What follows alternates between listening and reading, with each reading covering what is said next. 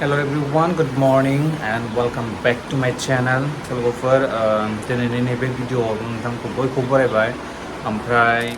बिराद गोबावनि उनावहाय आङो दिनै न'आव थांसिगोन आरो बासुगावनिफ्राय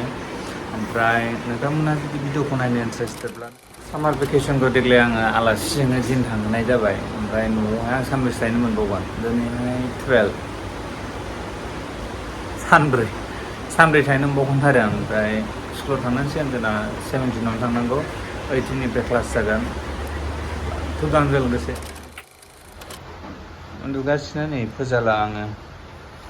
बाय बाय मामाय टाटा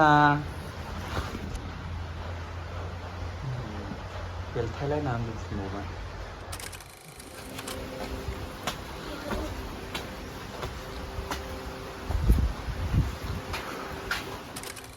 सफैबाय नै स्टेसनावहाय थांबाय थानोसै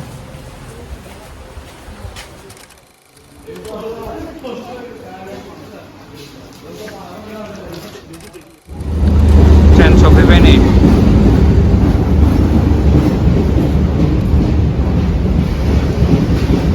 गाखोनोसै थांसै अब्ला लोगोफोरा आंनो दफादो न'सिम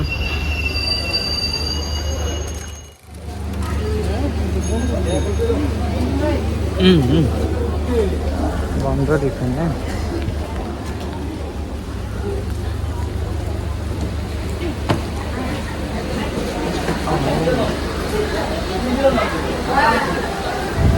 गाखोबाय सिङाव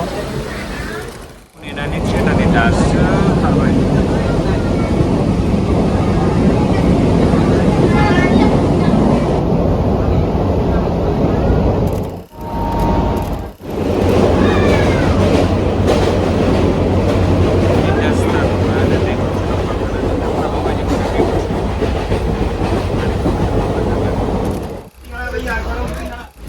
जरा बाय ट्रेना बासबारि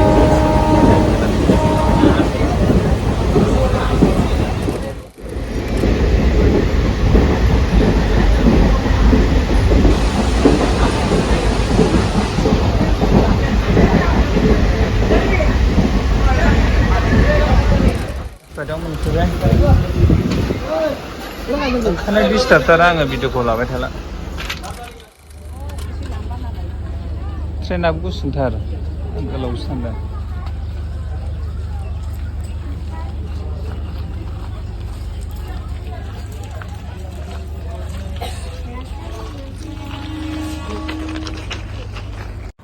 थ' गाइस ओंखारबाय ओमफ्राय गाहायाव ओंखारनानैहाय बेबायदि अबस्था आरो ओमफ्राय मोनफ्रोमबो माने स्टेसनावनो ओंखारबाथाय बेफोरबायदिनो आरो जे गाखोनो थाखाय बिराद गिदिंनांगौ जायो एसे प्रब्लेम ओंखायनो नै दा आं गिदिंगासिनो दङ थांगासिनो